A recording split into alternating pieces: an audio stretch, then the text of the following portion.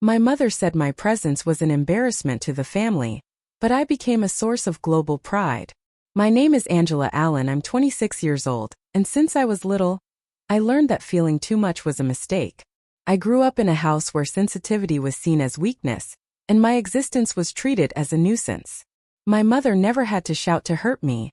The contempt in her gaze played that role. For years I tried to hide, to be silent, to disappear. But the words I kept inside me ended up becoming my salvation. What was silence became poetry. What was shame became a voice. And my voice found ears I never imagined it would reach. Today my story inspires people all over the world.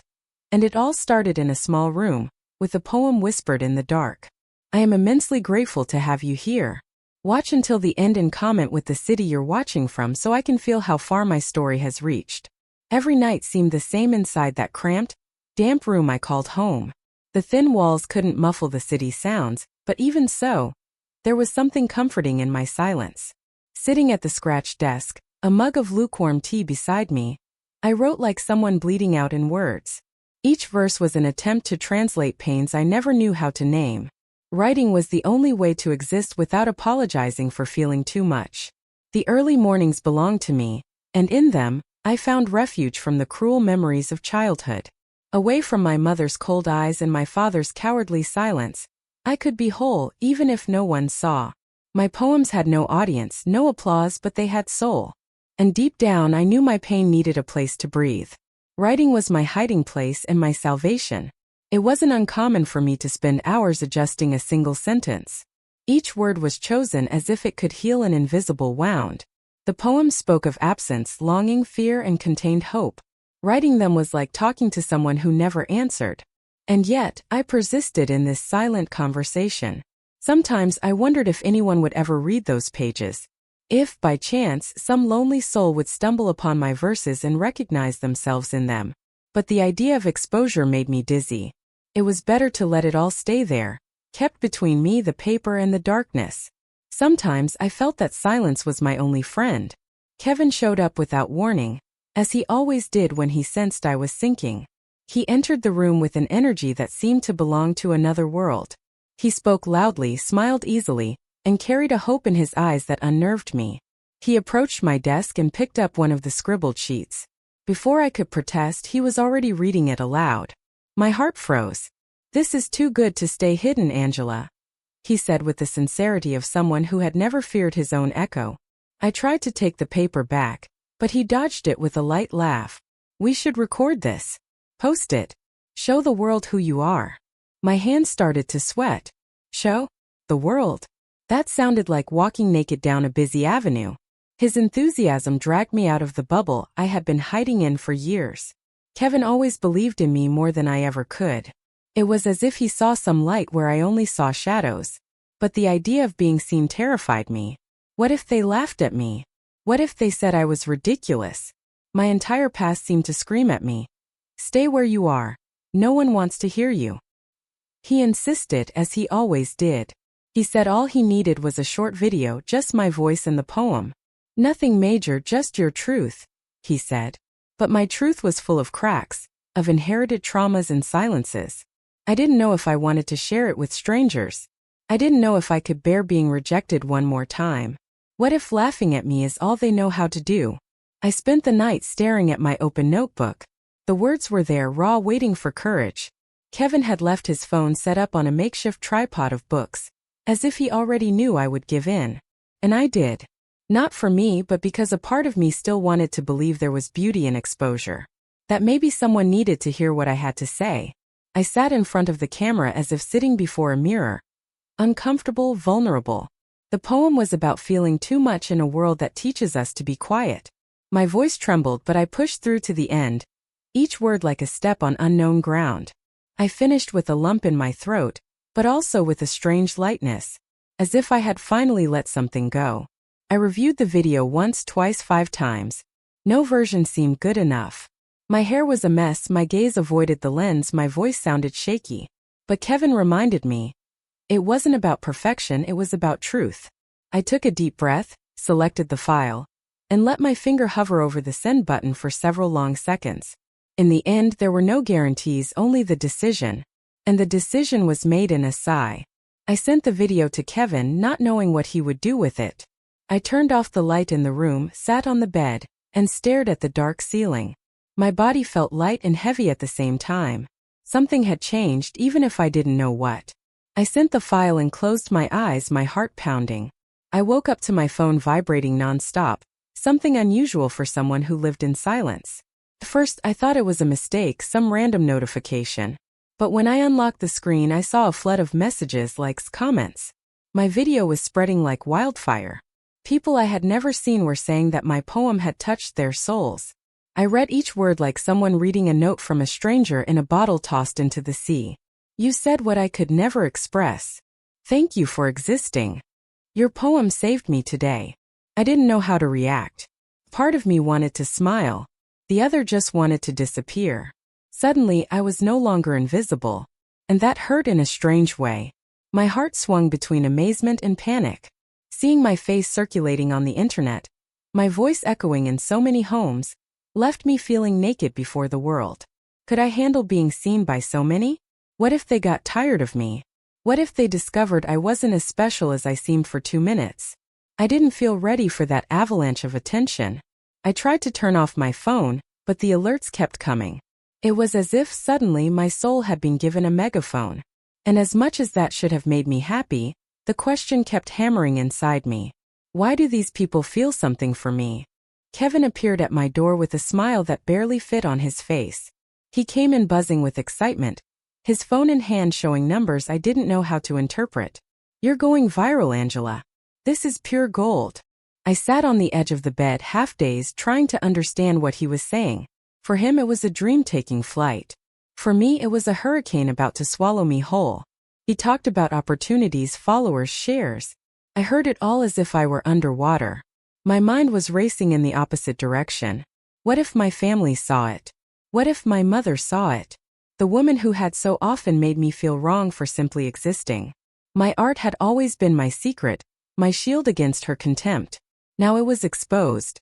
I tried to smile, tried to match Kevin's enthusiasm. But inside me the fear was growing. Not of failing, I knew that well, but of being accepted by strangers and rejected, once again by the one who should love me. I didn't want my mother to know. I didn't want to give her another reason to hate me.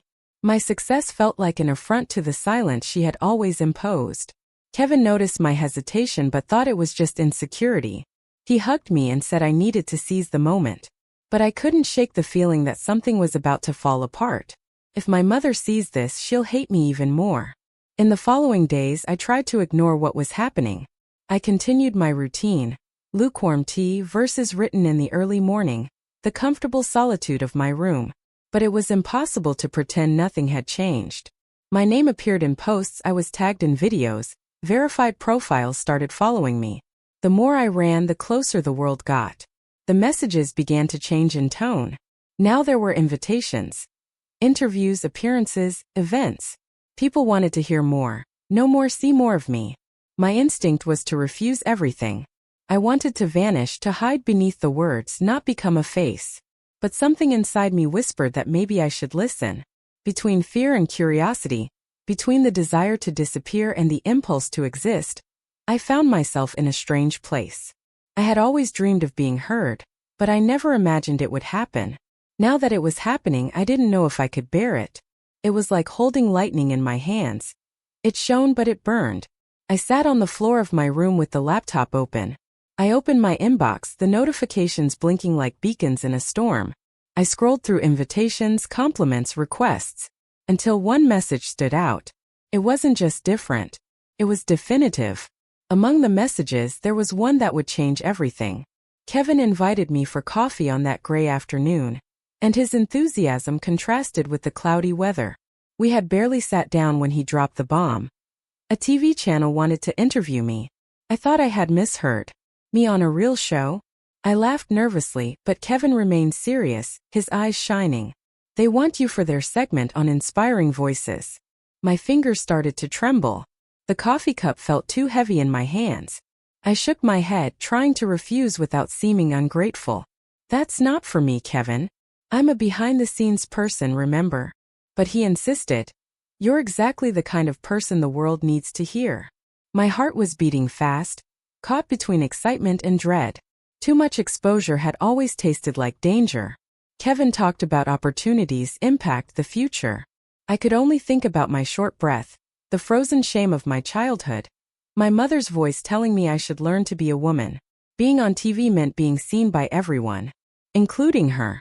And that paralyzed me. The invitation seemed like gold. But I only saw thorns. I swallowed hard, trying to find an acceptable excuse to decline. Kevin sensed my fear but tried to reassure me. You don't have to be someone else. Just be who you are. But what if who I am isn't enough? Me on television? That's not for me.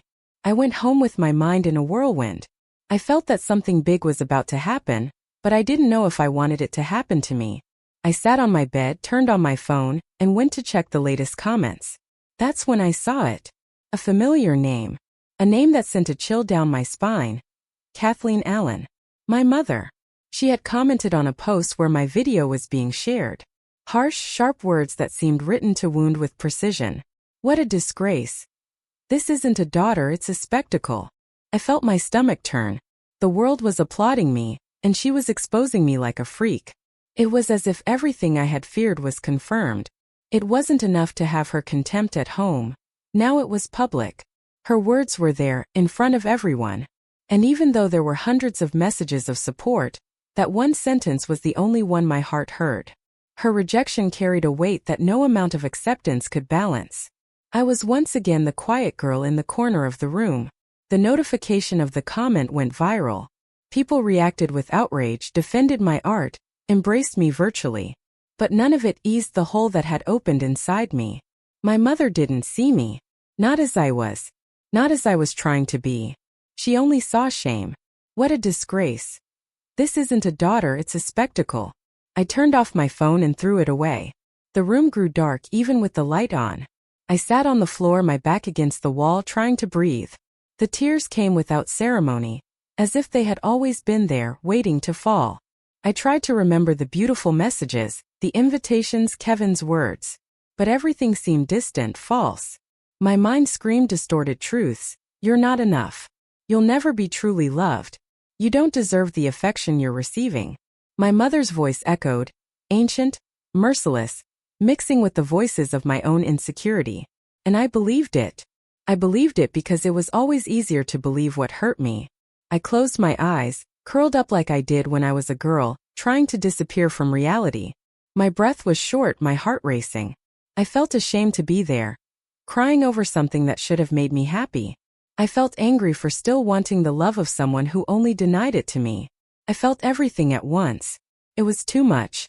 There, in that dark corner of my small room, I realized that no amount of success in the world would be enough. Not as long as my mother's rejection still burned me as if it were yesterday. It doesn't matter how many people like me. If my mother hates me. 3 days after the breakdown, I was still avoiding my phone. I was sitting in front of my notebook, but the words seemed to avoid me. It was Kevin who entered the room again, with the excited look of someone bringing something new. Angela, a woman named Cynthia Robinson wants to meet you. She saw your videos and wants to get coffee. That sounded strange. I didn't know any Cynthia. Why did she want to see me? And how did she find me? Kevin explained that she was a literature professor, quite well known, and that she had been moved by my poetry. He had already replied for me, setting up the meeting for the next day at a discreet coffee shop downtown.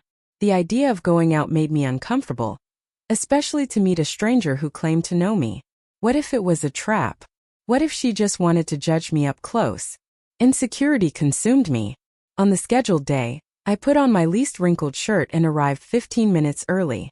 My eyes scanned every face, waiting for a sign. When Cynthia walked in, she had a calm smile and a direct gaze that disarmed me. There was something motherly about her, but also a mysterious air. She seemed to know who I was. She introduced herself kindly and said she had been following my work since the first video. That gave me a shiver. What did she mean, following? Wasn't it just one random video? I tried to smile, but I was on high alert. So much attention made me uncomfortable. It was already hard dealing with strangers on the internet. Now I had a woman watching me in person. Who was she? And why did she seem to know so much about me? The conversation started with light questions. Where I was from, what inspired me, what my creative process was like. Gradually, I began to relax. Cynthia didn't push. She listened. Every time I said something, she would respond with eyes that shone with empathy. There was no judgment, only genuine interest. And that somehow made me even more vulnerable.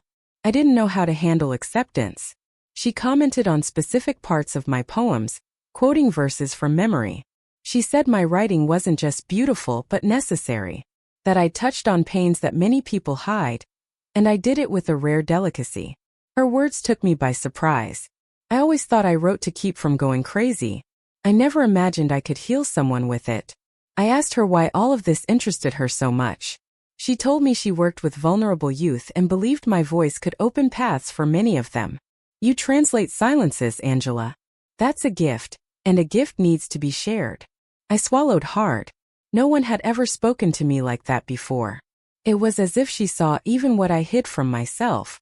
For a moment, I believed that maybe I wasn't so invisible after all. Cynthia made me feel seen, but in a new way. With respect, with an attentive ear. As if my pain had value. As if I had value. Your words reach places that ordinary speech cannot. When our coffee was finished, I already felt different. Lighter, maybe. Cynthia stood up, picked up her bag, and before leaving, said she needed to extend an invitation. Angela, I'm organizing an international congress on literature and poetic expression. It's in 3 months, and I would like you to be one of the keynote speakers. I was paralyzed. She spoke as if it were a simple thing. To me, it was almost fiction. I felt the blood drain from my face. Speak? In public? On an international stage? She must have been mistaken. I'm not that kind of person. I don't know how to present myself, my voice fails, my body trembles. I tried to argue, but she just smiled. You don't need to be perfect. You need to be true. I stood there, my heart beating fast, trying to process what all of this meant. It was an honor, of course, but also a burden. What if I failed? What if I disappointed everyone? For the first time, the fear was mixed with a certain pride. Someone saw something in me that I still couldn't fully see in myself. I went home with the proposal throbbing in my head. I felt I was facing a choice that could change my life. And for the first time, I didn't know if I was ready to be heard by the world. The world wants to hear you, Angela. The question is, will you allow yourself to be heard? I shared Cynthia's proposal with Shirley one afternoon when the sky seemed suspended in time. We were on the building's balcony, where she always watered her plants and offered me tea. When I mentioned the International Congress, her eyes lit up as if she were rediscovering a cherished memory. She didn't ask hurried questions. She just listened to me. And in that moment, I realized how rare it was to be listened to like that. I told her about my fear, about my mother, about the weight of being seen. Shirley listened in silence, nodding gently, as if she were carefully storing every word. When I finished, she placed her hand on mine, warm and firm. If the world wants to hear you, it's because it already misses you. Those words echoed within me. We talked for hours and I allowed myself to lower my defenses. Shirley was more than a neighbor. She was a kind of aged mirror, where my pain found resonance. It felt good not to have to explain everything, not to have to justify every feeling. With her, silence was comfortable, and her presence was healing. I felt a peace I hadn't known for a long time. In that moment, I didn't care what the world thought. Her gaze said, "You are enough." And that, in itself, was already changing me. I've never had someone listen to me like this. Without rushing. In the middle of our conversation, Shirley revealed a part of her story that gave me chills. She said that, decades ago, when she chose to live a life different from what was expected, she was rejected by her own children. They wanted a mother who fit in a box, and I was too free. Her words weren't filled with resentment, but with a pain that still lived deep inside. She said that for years she tried to win back their affection, but she realized that some people don't accept what they don't understand. I stopped being family to them the day I chose to be myself. That struck me deeply. It was as if she were describing my relationship with my mother, with my past. Shirley smiled sweetly and said, "You remind me of myself 40 years ago. Only braver." I wanted to disagree, but I couldn't. Maybe courage wasn't about shouting to the world, but about continuing to be who we are even when the world shouts back. And she saw that in me. In that instant, I realized I wasn't as alone as I had imagined. Shirley was living proof that pain can turn into wisdom, and rejection can become fertile ground for empathy. There was strength in sharing weaknesses. There was connection. You remind me of myself 40 years ago. I returned to my room that night with a lighter heart but a spinning head. I picked up Cynthia's invitation, rereading every word as if searching for courage between the lines. The decision was already made. I just hadn't admitted it to myself yet. It was no longer fear. It was responsibility. I looked at my stacked notebooks, at the words I had kept like secrets for so many years. And I asked myself, what were they waiting for to breathe? Maybe my story could somehow light up other silences. Maybe my pain had found a purpose. I wrote a new poem that morning. Not to hide the anguish but to organize it. It was about voices that tremble but do not fall silent. About arms that don't embrace but push away. About unlikely encounters between wounded souls that recognize each other. It was deep down about me and Shirley, and about what I needed to face. The next day, I sent my reply to Cynthia with trembling hands. I accepted the invitation. I accepted being seen. And more importantly, I accepted being who I am without apologizing for it. For the first time, the decision came from me. It was the first time I had chosen my own voice. Cynthia began the training with the calmness of someone who understands that great transformations cannot be forced. We met in a quiet room at the community library, and she always started with light questions. How was your week? What have you been writing lately? Slowly, I started to open up. But when the topic turned to the presentation, my body would stiffen. She would ask me to read my own poems aloud, and I would freeze in the middle of sentences. It was like reliving traumas that my writing tried to hide. Cynthia, however, never rushed me. She would smile, take a deep breath with me, and repeat, "You're not alone." Her presence was firm and welcoming, as if she were telling me without words that it was okay to fail there. Each session was a battle. My body reacted with sweat, trembling, and an overwhelming urge to run away. But there was something inside me that resisted, that wanted to stay, that wanted to win. Cynthia said I was just redrawing the relationship with my own voice, and I started to believe it. Between the lines, I understood that this training wasn't just about technique. It was about healing, about allowing my truth to stop being a whisper, about putting words where there was once silence, about being reborn. Every word felt like a challenge against the silence of my childhood. Kevin, as always, took things to another level.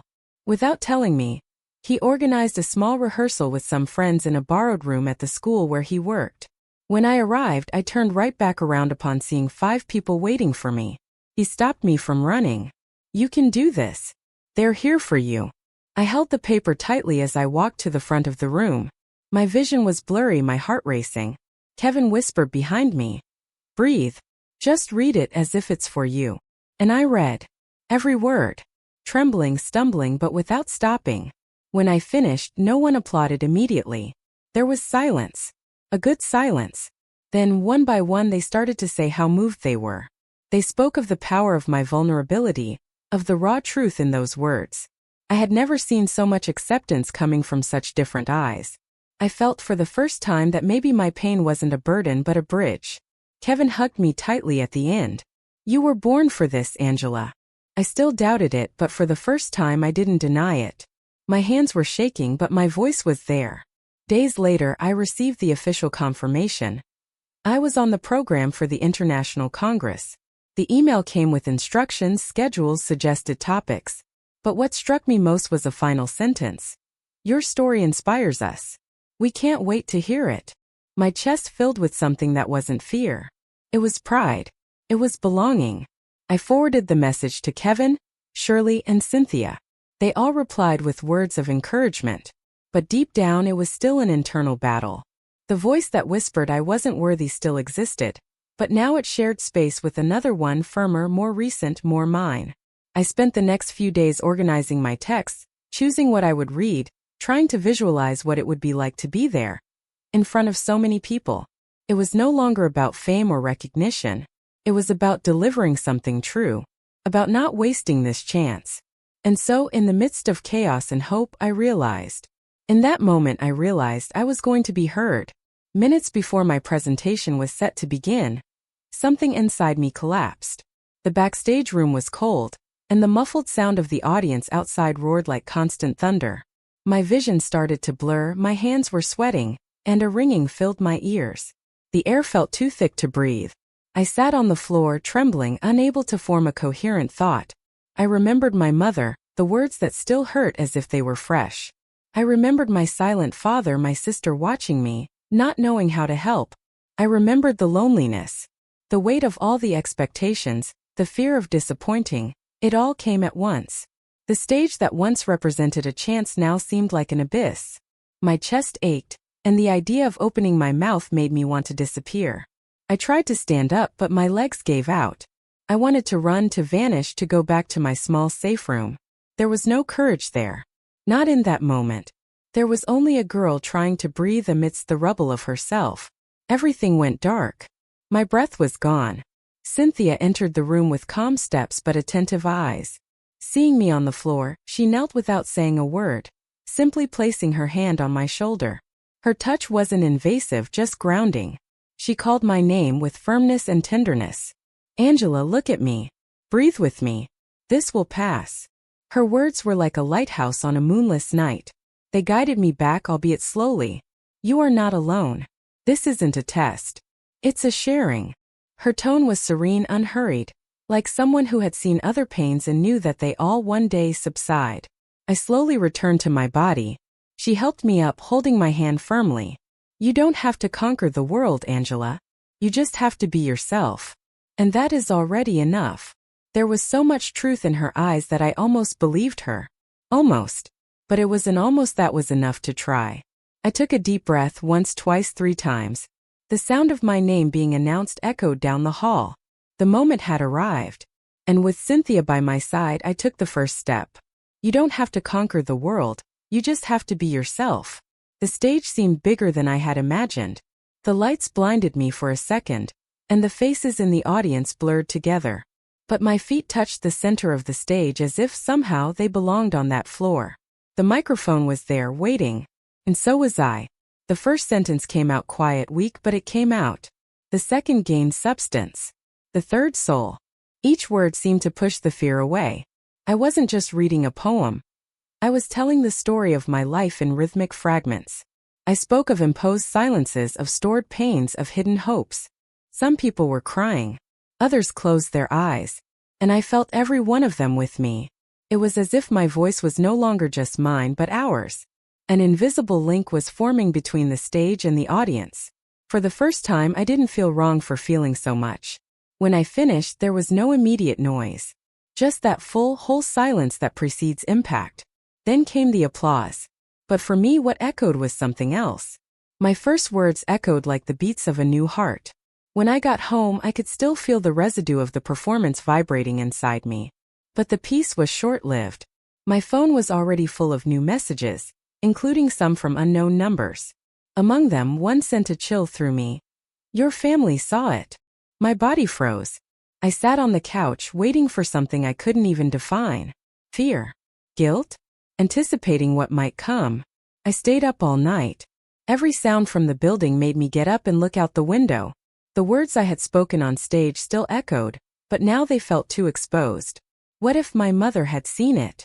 What if she had felt ashamed? The courage from the night before was starting to crumble under the weight of family history. By morning I had barely eaten. I paced the apartment like someone waiting for a storm. And it came. At 10 o'clock sharp, the doorbell rang. My body went cold. I walked to the door with heavy legs. I looked through the peephole. It was her. Kathleen. My mother. Standing there. Waiting. I opened the door slowly. Our eyes met. The silence was louder than any word. The doorbell rang and I knew. It had to be her. My mother walked in without asking for permission, as she always did. Her gaze was sharp, but there was something restrained about it. I stood still, not knowing whether to invite her to sit or to hide. "So this is what you've been doing? Exposing yourself? Making a drama in public?" Her voice was laden with contempt. The words hurt more because I already knew them. I tried to argue, but she wouldn't let me. "This isn't art. This is a disgrace. This isn't a daughter, it's a spectacle. Each sentence was a blow. And I, once again, was the girl trying to understand the reason for so much scorn. But something had changed. We weren't alone. Amy appeared from the hallway. I hadn't seen her arrive, but she had heard everything. And for the first time she spoke. Mom, the shame was never her. It was always our silence. Her voice was firm, her eyes shining with emotion. My sister, the one who had been silent for years, was now defending me. Kathleen tried to respond but fell silent. Something in her faltered. And in that instant I realized I was no longer alone. Mom, the shame was never her. It was always our silence. In the back of the room my father remained seated as always. But this time he wasn't detached. His eyes were red. He looked at me with a mixture of pain and regret. I should have said something before. But I couldn't. His voice was low but firm. There were no grand speeches. Just that moment suspended in time, where everyone seemed to be facing their own ghosts.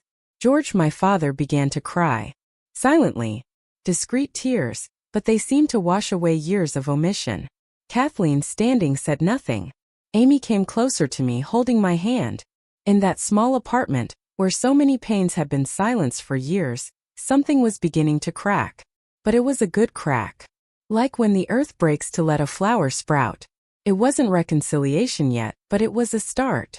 A sliver of light. For the first time my pain wasn't a secret. It was a meeting point. That house had cracked.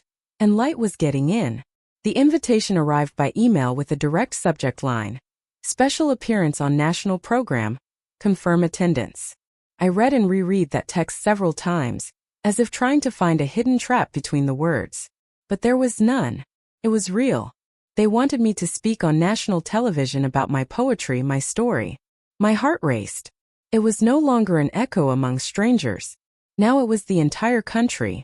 Kevin celebrated as if he were the one invited. You can do this, Angela. It's your moment. Cynthia just smiled and said, You are ready. But I didn't know if I was. The idea of seeing myself in front of so many cameras, of speaking to millions, gave me a pit in my stomach. Being heard by strangers was already a challenge. Now I would be heard by an entire country. I sat in front of the computer, staring at the confirm attendance button. The decision seemed simple, but it carried the weight of everything I had lived through. Accepting meant taking a place that I had always been told wasn't mine. But something inside me, strengthened by the falls, said it was time. I clicked. And I found myself facing a new question, asked by Cynthia with gentleness. Are you ready for the country to hear you? A few days later, Shirley didn't show up to water her plants. I knocked on her door and was met by a neighbor who told me she had been hospitalized. I rushed to the hospital but couldn't see her. At the reception they left me a letter. The envelope trembled in my hands. I opened it carefully, like opening a friend's heart. It was a letter written with tenderness, but also with farewell. Shirley spoke of how much she admired me, of how my courage had touched something she herself had buried for years. Seeing you be who you are reminded me of who I was. Her words made me cry. I never thought my pains could heal someone. She also spoke of the loneliness of old age, of how rejection can create shells that are hard to break. But you, Angela, you broke through mine. She thanked me for giving her back something she thought she had lost. A voice. I stood there, holding the letter, feeling the weight and the grace of meaning something to someone. I went home with my eyes still teary. And without knowing if she would hear, I recited an entire poem to the emptiness of the balcony. It was all I could offer. You gave voice to what many bury with old age. The next day I received an unexpected call. It was from my mother's hospital. Kathleen Allen had been admitted with a serious crisis. My hands went cold. The news fell on me like a weight I didn't know how to carry. I spent hours staring at my phone trying to decide if I should go. The old anger burned under my skin, but something deeper pulsed. The chance to break a cycle. I called Amy. She just said, I think you should go. I understood in that moment that forgiveness isn't always about the other person. Sometimes it's about removing the burden from within ourselves. I went. I entered the hospital with hesitant steps, my heart pounding. Seeing her weak and disconnected from the authoritarian demeanor I knew, I felt a confused mixture of pain and compassion. She was asleep. I sat beside her silent. And there I stayed, like someone waiting for the next breath to say everything that words cannot. Sometimes the strongest gesture is to extend the hand that once struck you. When she woke up, her eyes took a few seconds to recognize me. Then she just said, "You came." And that was enough to break something inside me. We were silent for a too long time. I expected accusations. She just asked, "Recite a poem for me." The first one. I was surprised. That poem was about me but also about her, about everything we could never say. I took a deep breath and began to recite. My voice trembled but I continued. Words about invisibility, about stifled screams and hopes no one wanted to hear. When I finished, she said nothing. She just cried. It was the first time I saw my mother shed her armor.